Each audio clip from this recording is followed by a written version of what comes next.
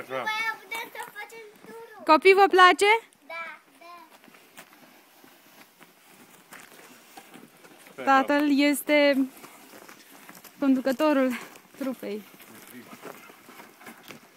Fetelor, cum e? Minunat!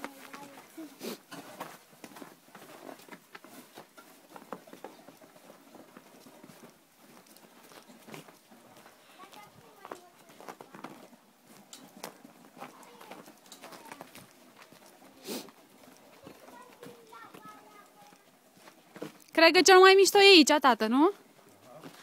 În rest nu mai alunecă.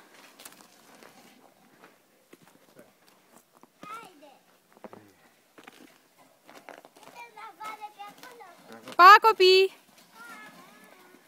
Țineți-vă bine!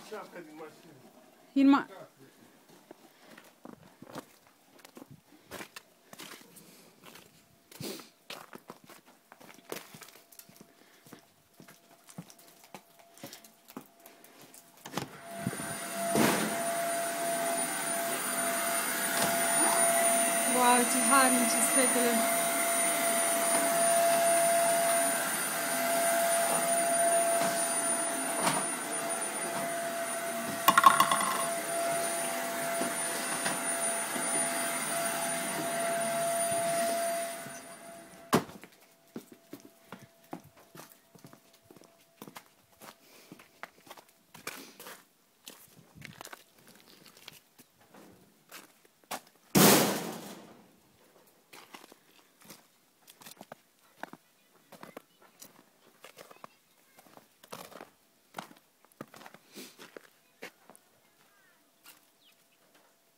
E superb afară.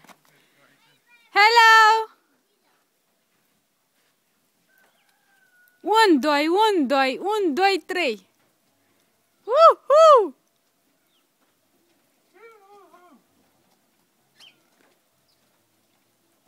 E frumos? Foarte. Mai dai o dată la mare! Da, dragă.